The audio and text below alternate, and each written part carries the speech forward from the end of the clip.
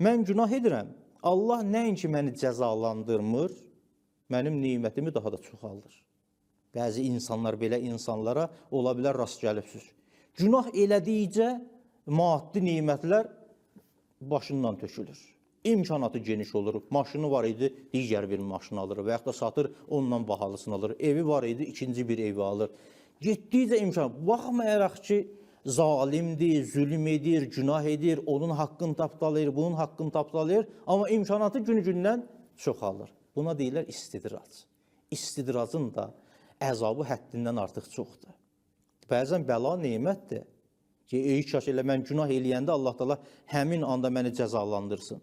Amma mənə icazə verirsə, mənə möhlət verirsə, mənim nimətimi artırırsa mənası budur ki, məni giriftar eləyir bu nimətlərə.